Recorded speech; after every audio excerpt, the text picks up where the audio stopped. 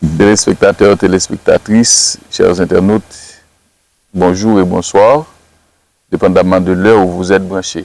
C'est toujours avec plaisir que nous nous retrouvons avec vous pour la présentation de votre émission de prédilection Souviens-toi. Et c'est toujours avec notre ami Franck et à qui nous adressons une très chaude salutation. Et merci Mackenson, je salue également nos chers internautes et pour la fidélité avec laquelle ils nous suivent et nous sommes encore heureux aujourd'hui de leur apporter notre émission Souviens-toi.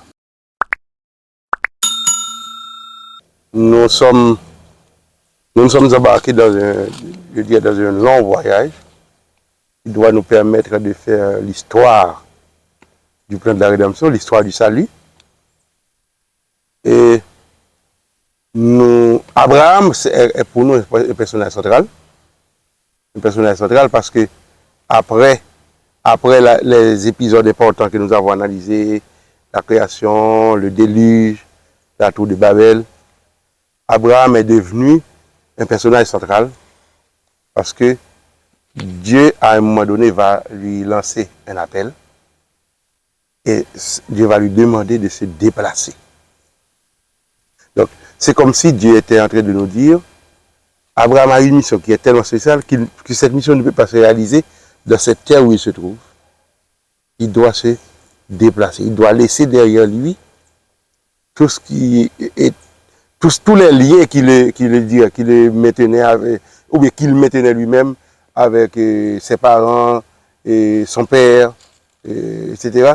Il devait se déplacer et il s'est réellement déplacé, il a accepté cet appel et c'est ainsi que Abraham est devenu un personnage central de la Bible, au point que, comme tu l'as fait et très bien la dernière émission, la dernière question que tu m'avais posée qui avait fait ressortir le rôle de la foi dans le plan de la rédemption, sans la foi, le plan ne va pas s'accomplir, parce que Dieu n'accomplit pas son plan de manière unilatérale.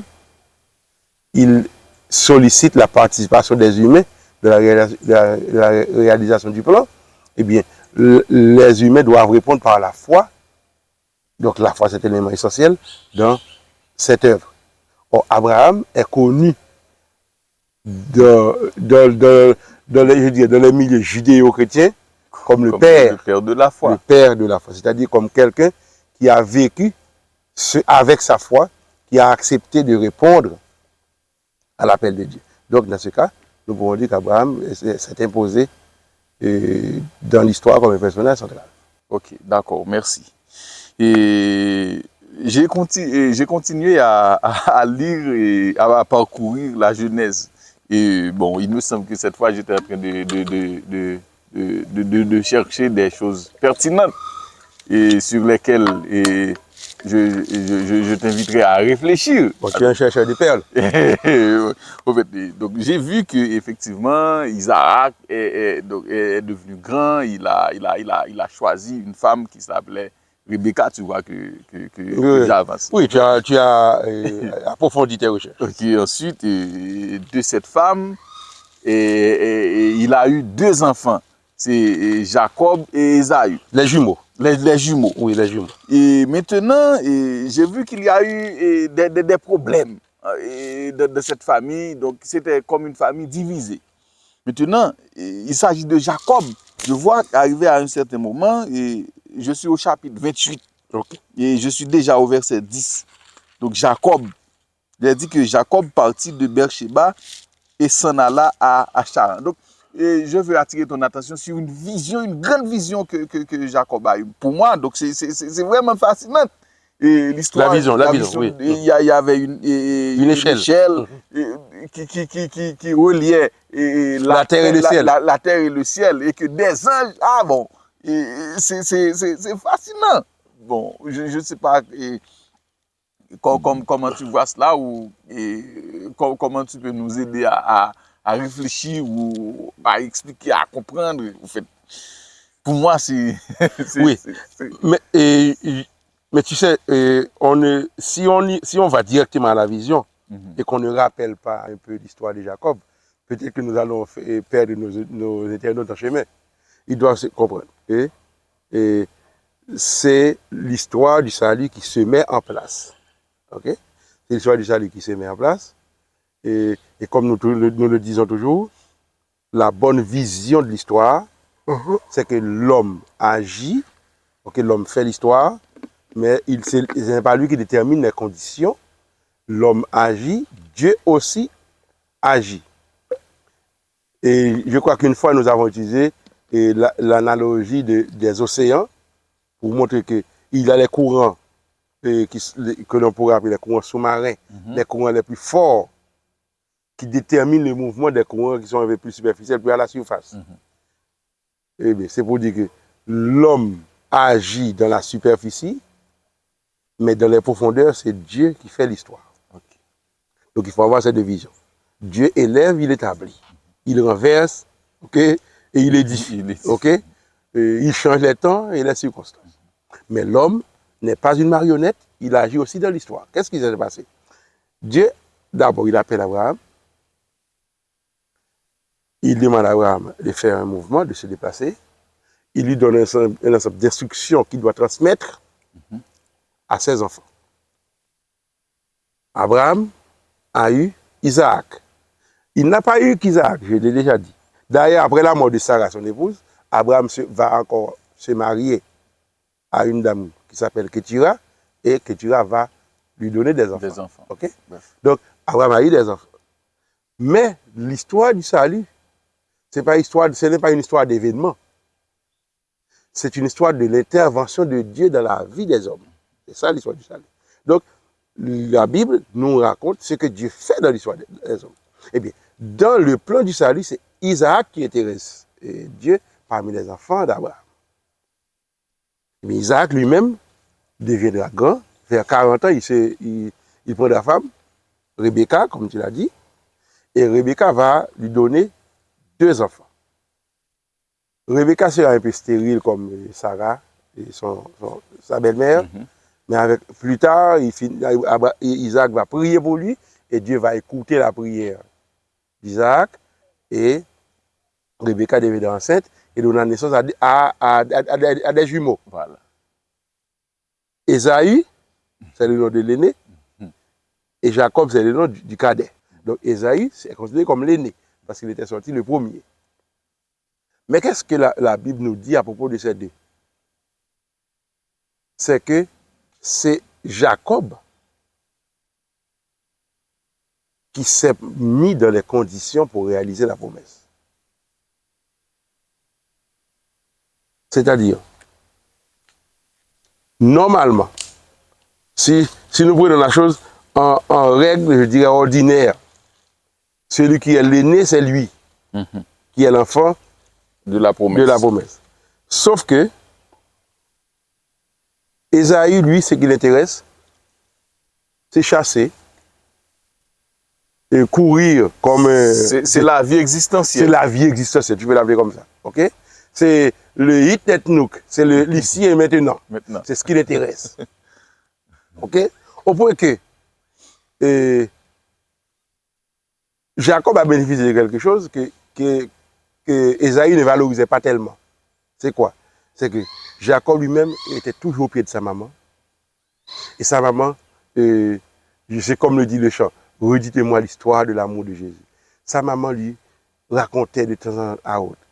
Voici, lorsque vous étiez les deux dans mon ventre, eh bien, j'ai eu telle sensation.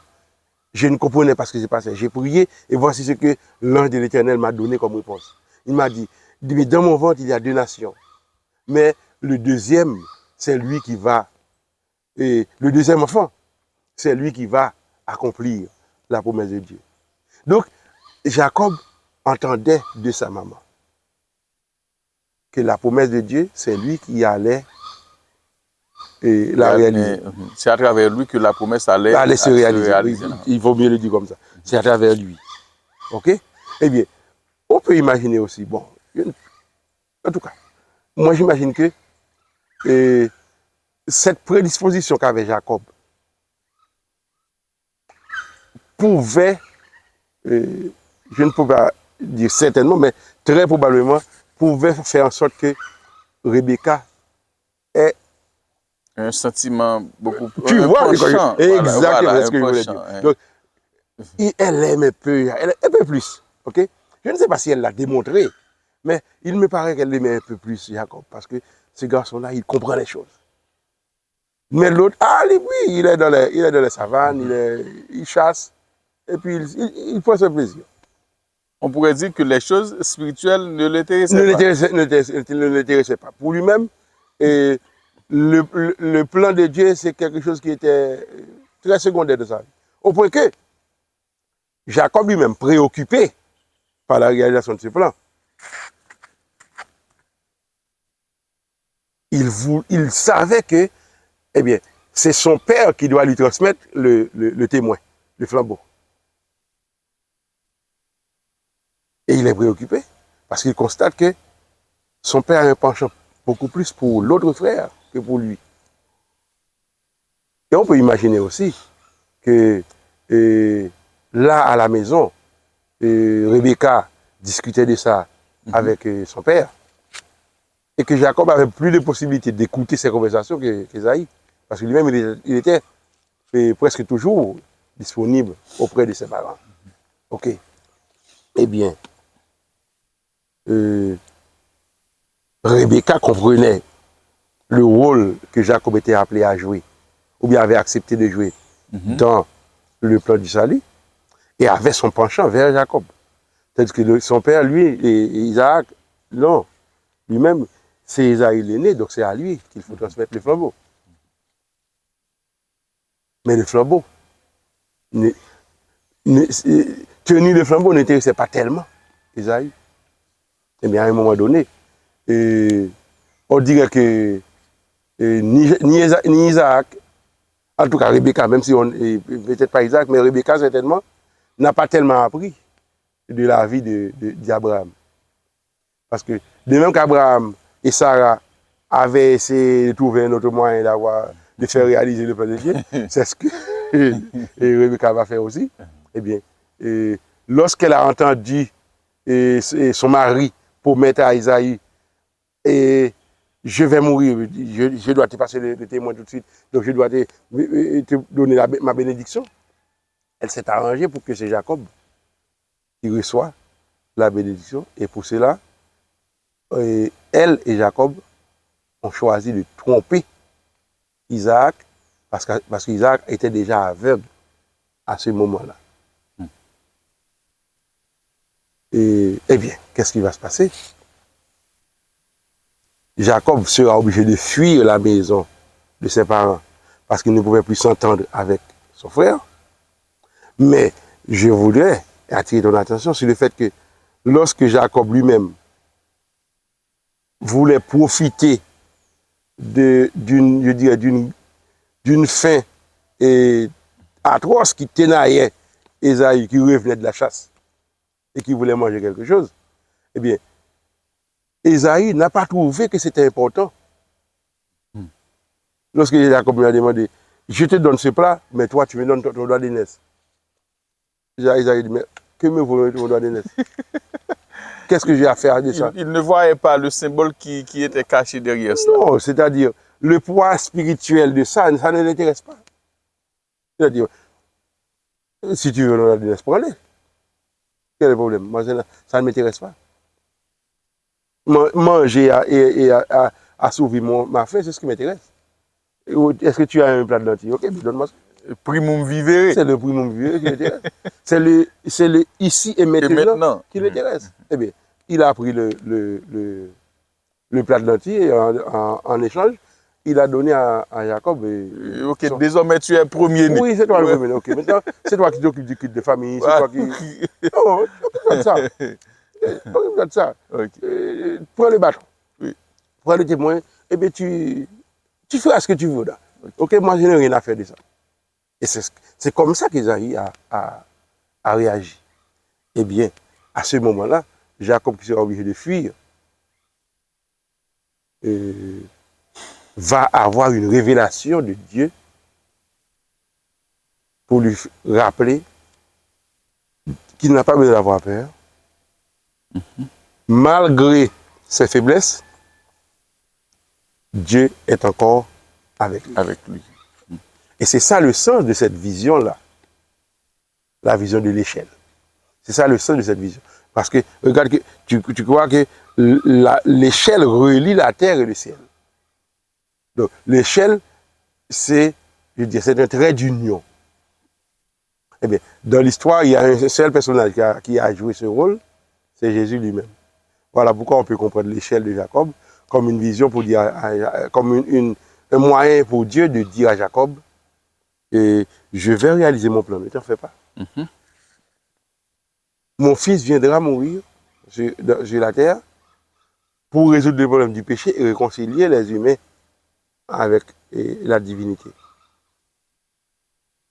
Et toi, tu es celui à travers lequel cette promesse va s'accomplir. C'était ça le sens de la vision que Dieu a donnée à Jacob. C'est pour dire que cette vision, c'est un carrefour dans l'histoire du salut. Ok. C'est une vision importante dans l'histoire du salut. Donc, c'est juste pour montrer qu'il y a encore contact, ou bien il y a encore contact entre le ciel et la terre. Entre le ciel et la terre. Ok, pas de problème. Mais en fait, tu viens de l'expliquer, tous les dégâts que Jacob a causés dans sa famille. Il a volé le droit de naissance de son frère. Non, il n'a pas volé le droit de naissance, il l'a acheté. Mais c'est la bénédiction qu'il a volée. Voilà, donc il a volé, merci, il a volé la bénédiction de son frère, il a acheté son droit de naissance. Donc nous voyons Jacob qui était et qui avait comme une sorte d'ambition, quoi. Oui, oui. Il avait une ambition, c'est un bon mot. Oui. Il avait l'ambition Donc c'est comme s'il convoitait la place de... Il convoitait la place de chef de famille. Oui. Okay? Il le convoitait. Son problème, c'est que,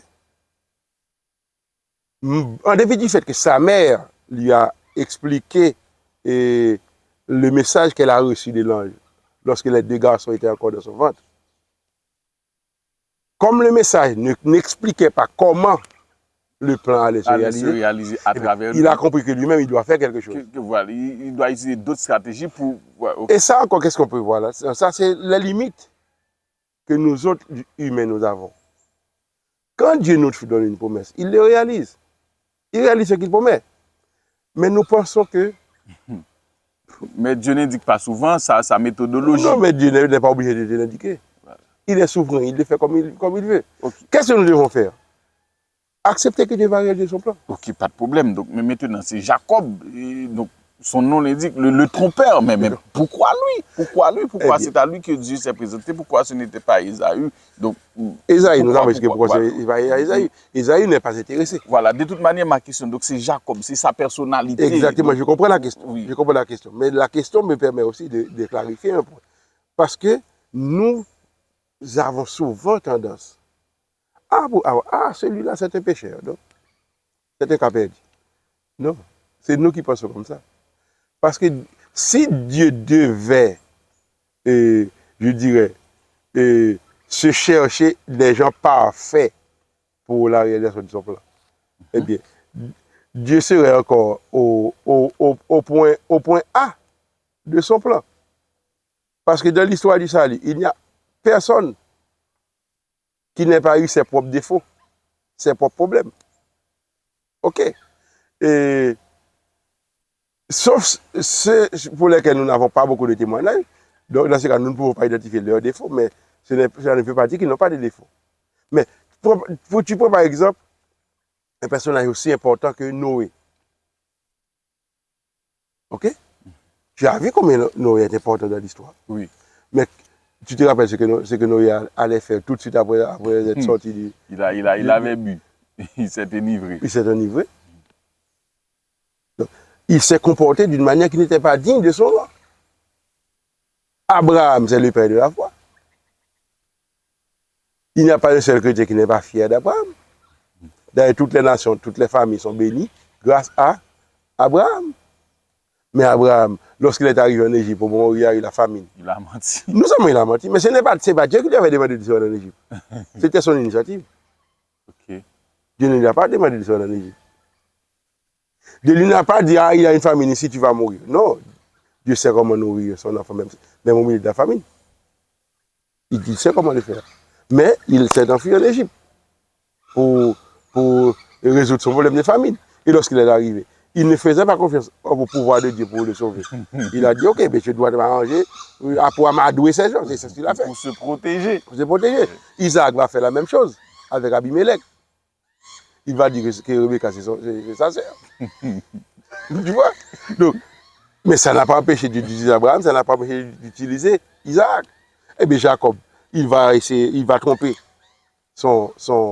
il va tromper son père, alors son frère, mais ce n'est pas un empêchement pour Dieu de l'utiliser. Ce qu'il y a, c'est que lorsque nous nous comportons mal dans le peuple de Dieu, nous payons les conséquences de notre mauvais comportement.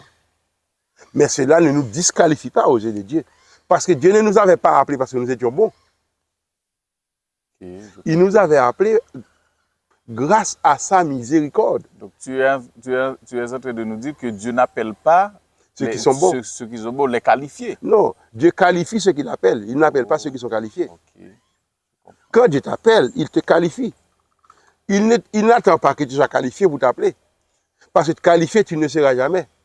Tu seras qualifié uniquement lorsque Dieu te qualifie. En fait, je vois qu'il y a une sorte de similitude ou qu'il y a un écho avec ce verset que tu récites ou que tu évoques souvent. Jean 3, verset 16, car Dieu a tant aimé le monde qu'il a donné son Fils unique afin que quiconque quoi? Ouais. Quiconque, c'est pas seulement les gens de bien. Okay. Quiconque, c'est tout le monde. Okay. Même les plus grands pécheurs, en réalité, surtout les plus grands pécheurs. Plus tu es un pécheur, c'est plus tu es qualifié. Parce que là où le péché aborde, la grâce suraborde. C'est-à-dire la grâce dépasse toujours le péché. La seule chose que Dieu ne fera pas, c'est de prendre quelqu'un qui est un pécheur et qui aime son péché, qui veut faire rester dans son péché. Eh bien, Dieu ne va pas utiliser une telle personne. Mais tous ceux qui sont des pécheurs et qui sont disposés à abandonner le péché, mais c'est eux-mêmes que Dieu cherche. Et c'était le cas pour Jacob, c'était le cas pour Isaac, c'était le cas pour Abraham. Okay. Donc, le fait que Jacob ait trompé son frère ne l'a pas disqualifié. Parce que Jacob aussi a demandé pardon. Son histoire va nous montrer qu'il a demandé pardon, mais il va payer les conséquences. Parce que chez son beau-père là-bas, il sera trompé par là-bas aussi. Ok? Il sera trompé par là-bas aussi. Et lui-même, une fois en discutant avec là-bas, il a dit, mais je ne comprends pas pourquoi qu'est-ce que tu me reproches. Parce que non seulement j'ai travaillé 20 ans chez toi, j'ai travaillé 20 ans chez toi, j'ai travaillé 14 ans pour avoir mon épouse. Parce qu'il avait un contrat de 7 ans pour avoir une épouse. Voilà. Après les 7 ans, on lui a donné une autre personne à la place de... Parce que c'était la règle ou la loi. C'était la coutume de l'époque. Hein. Il a été trompé. Finalement, il a travaillé 14 ans pour avoir l'épouse qu'il voulait. Entre-temps, il a une épouse qu'il ne voulait pas, ce qui lui a mis en situation d'avoir 2 épouses. Étant donné que tromper, c'est son métier. C'est son métier, donc il a été trompé aussi. Et il dit que même son salaire, il a travaillé 6 ans plus pour avoir droit à son troupeau, son propre troupeau chez Laban. Mais Laban, pendant 10 fois, a changé son salaire. Donc, il a trop payé Esaïe une fois. Mais Laban a changé son salaire 10 fois. Il a été trompé 10 fois. Tu vois? Donc, il a payé les conséquences de sa mauvaise vie. Mais sa mauvaise vie n'a pas été un empêchement, un handicap pour que Dieu ne le bénisse pas, pour que Dieu ne l'utilise pas dans la réalisation de son plan. Okay. Et si tu veux, anticipons, c'est lui qui deviendra l'ancêtre de ce que nous connaissons sous le nom des 12 tribus d'Israël. Parce que même le nom Israël, c'est son nom qui sera changé en Israël lorsque finalement il reconnaîtra qu'il est le trompeur et que tel qu'il est, il ne peut pas se sauver. Il avouera aussi, ok, je suis Jacob. Ok. Et merci. Maintenant, revenons sur Esaü. Et au fait, je dois t'annoncer que nous sommes censés à la fin, de l'émission. Okay. Au fait, Esaü attire encore mon attention et par rapport à son comportement dans l'histoire ou dans le plan de la rédemption. Ne penses-tu pas que Esaü avait pris pour garantir son droit à la réalisation de la promesse en tant que fils aîné? Et bon, pour lui, puisqu'il est le fils aîné, et donc de toute manière, Jacob pouvait faire tout ce qu'il voulait, mais donc il prenait pour une garantie comme s'il n'avait aucun effort à faire. En fait, je pense que la situation d'Esaü est plus grave que ça. Ok? Je pense que qu'est-ce qui s'est passé? Il a la tradition, il y a les coutumes de l'époque et du milieu, selon lesquelles le fils aîné, c'est lui qui hérite de tout ce qu'on appelle le droit d'aînesse. Donc, le droit du fils aîné, c'est lui qui a le droit du fils aîné, c'est-à-dire qui reçoit je dirais, la commande de la famille à la mort du patriarche, de son père. Cet aspect-là intéressait Esaü. L'aspect qui ne l'intéressait pas, c'est l'aspect spirituel. C'est le plan de Dieu. Ça ne l'intéressait pas. Et comment comprends-tu l'attitude d'Esaü dans l'histoire de la rédemption, dans toute cette scène, dans cet épisode? Donc, par rapport à son comportement, son attitude, et ne penses-tu pas qu'il a pris pour une garantie que de toute manière, c'est pas lui que c'est à travers lui que le plan de la rédemption ou bien la promesse va se réaliser? Bon, en réalité, on pourrait comparer Esaü à une déclaration de Jésus qui dit qu'à son retour, certains diront, mais Seigneur, n'avons-nous pas fait ceci ou cela, chasser des démons, réaliser des miracles, mais je ne vous ai jamais connu. Ça signifie quoi? Ça signifie c'est des gens qui sont à l'église, qui sont considérés comme serviteurs de Dieu ou qui se proclament serviteurs de Dieu, mais qui ne sont pas intéressés par la parole de Dieu. Qui ne sont pas intéressés par mener une vie d'obéissance à Dieu. Ils pensent que leur présence, leur place au sein du peuple de Dieu leur garantit le salut. Donc ils n'ont plus aucun effort à faire. Ils n'ont pas d'effort à faire. Okay? Ils n'ont pas d'effort à faire. Ils ont droit. Ils ont droit au salut. D'ailleurs, ils font des miracles. Ils font des prodiges. Ils ont chassé des démons. Okay? Ils disent que c'est au nom de Dieu. Et c'était au nom de Dieu. Okay? Ils ont prié avec des malades et les malades ont été guéris. Et c'est le nom de Jésus qu'ils avaient invoqué. Donc, ils ont droit au salut. Mais ces gens-là seront surpris parce que Jésus dira, je vous dirai, je ne vous ai jamais connu. Okay? Je ne vous ai jamais connu. Ce sont des ouvriers d'iniquité. Je crois que c'est quelque chose de ce genre qui est arrivé à Esaü, qui pensait que son rang de fils d'Isaac, Isaac qui est l'enfant de la promesse, et voilà que lui-même il est le fils aîné d'Isaac, mais son rang de fils aîné d'Isaac suffisait, c'était sa garantie que le salut était pour lui quelque chose d'acquis. Et qu'il pouvait vivre n'importe comment. Il pouvait mener sa vie comme il le voulait. Ok, merci, c'est intéressant. Au fait, une dernière question pour finir, puisque nous sommes censés à la fin de cette émission, c'est vraiment la dernière question. Et au fait, quelles sont les principales leçons à retenir de ce sujet? On pourrait dire que la principale leçon, c'est l'obéissance. C'est l'obéissance. L'obéissance en tant qu'élément, je dirais, agissant de la foi. Okay? La foi est essentielle, mais ce n'est pas seulement une simple croyance, une connaissance intellectuelle, ou bien une simple confiance que Dieu peut. Oui, il peut, mais Dieu veut que nous soyons obéissants. C'est-à-dire, il veut que nous autres, nous répondions à son appel et que nous acceptions de marcher même si nous ne voyons pas où se trouve le chemin. Nous acceptons de marcher selon sa parole. C'est ce qui a été demandé à Abraham.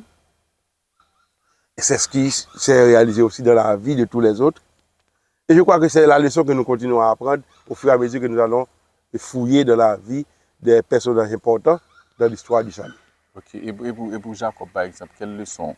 Donc, il était trompeur, mais Dieu l'a. Jacob était trompeur, mais quel que soit le péché, le sang de Christ l'efface. Ok. Et vous, Ésaü? Eh bien, Ésaü, c'est que lui-même, c'est un pauvre juste. Ésaü, c'est un pauvre juste qui croit que, eh bien, son rang lui donne droit au salut. Il n'a pas besoin de s'aligner sur le plan de Dieu. Je crois que nous autres, aujourd'hui, nous avons des précautions à prendre lorsque nous étudions la vie d'Ésaü pour comprendre que ce n'est pas à notre manière que la chose se fait, mais c'est à la manière de Dieu. Nous pouvons prendre naissance dans une famille chrétienne, nous pouvons naître et grandir dans l'Église. Cela ne garantit pas que nous sommes réellement de la famille de Dieu, parce que nous sommes de la famille de Dieu lorsque nous acceptons de marcher selon les ordres de Dieu. D'accord, et merci Franck. Et un dernier mot, un tout dernier mot. Le dernier mot, c'est que il faut que nous autres qui étudions ces histoires, nous comprenons que nous aussi, nous sommes membres de cette histoire. Sauf que nous pouvons être membres comme Jacob, nous pouvons être comme Ésaü. L'appel, je crois que tu es d'accord avec moi pour lancer cet appel à nos internautes, c'est de faire comme Jacob, de demander la grâce de Dieu et d'accepter de marcher selon le plan de Dieu. D'accord, et merci Franck. Et vous, chers internautes, auditeurs et téléspectateurs, téléspectatrices, nous vous remercions pour votre fidélité à cette émission. Et n'oublie pas qu'ici, c'est Souviens-toi.